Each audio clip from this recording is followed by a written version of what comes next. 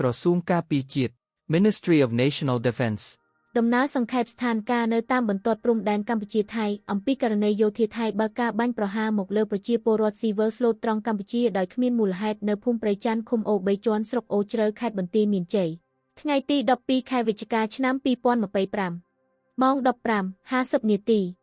មានប្រជាពលរដ្ឋកម្ពុជាចំនួន3នាក់បានដើរទៅលើក្នុងប្រឡាយជាទីតាំងដែលគាត់តែងតែធ្វើដំណើរជាធម្មតាវត្តមានរបស់កម្លាំងកម្ពុជាដែលមិនប្រដាប់ដោយអាវុធក៏កំពុងអង្គុយក្បែរទីតាំងនោះប្រមាណជា10ម៉ែត្រពីប្រជាពលរដ្ឋដើម្បីបំពេញភារកិច្ចការពារសុវត្ថិភាពជូនពលរដ្ឋដូចសពមួយដងបន្តិចក្រោយមកពួកគាត់ក៏បានយឺស្នូផ្ទុះអាវុធពីខាងភៀកគីថៃដែលបានបាញ់សម្ដៅមកលើប្រជាពលរដ្ឋកម្ពុជាចំនួន3នាក់កំពុងធ្វើដំណើរលើក្នុងប្រឡាយក៏បណ្ដាលឲ្យប្រជាពលរដ្ឋកម្ពុជាចំនួន2រូបរងរបួសបន្ទាប់មកកងកម្លាំងរបស់យើងដែលមិនប្រដាប់ដោយអាវុធក៏បានចូលធ្វើអន្តរាគមន៍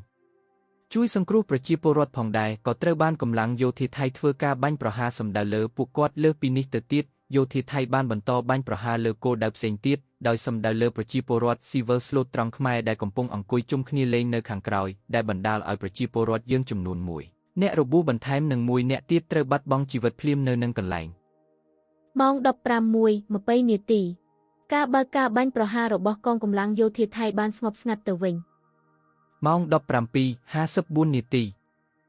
ការបើកការបាញ់ប្រហាររបស់កងកម្លាំងយោធាថៃជាលើកទី2ដោយប្រើកាំភ្លើងប្រភេទ River ចំនួន5គ្រាប់មកលើកងកម្លាំងរបស់កម្ពុជាបន្ថែមទៀតប៉ុន្តែកងកម្លាំងរបស់កម្ពុជាមិនបានតបឡើយគឺបានប្រកាន់នៅគោលការណ៍អត់ធ្មត់កម្រិតខ្ពស់ដោយប្រកាន់ខ្ជាប់បំផុតនៅការគោរពនិងការអនុវត្តបទឈប់បាញ់និងសេចក្តីថ្លែងការណ៍រួមស្តីពីកិច្ចព្រមព្រៀងសន្តិភាពរវាងកម្ពុជានិងថៃរួមទាំងគោលការណ៍ដែលបានឯកភាពគ្នារវាងភាគីកម្ពុជាថៃដោយឈលលើមូលដ្ឋាននៃការដោះស្រាយរាល់បញ្ហាដោយសន្តិវិធីត្រឹមត្រូវនិងស្របតាមច្បាប់អន្តរជាតិនិងដើម្បីការពារសុវត្ថិភាពជូនបងប្អូនប្រជាពលរដ្ឋយើង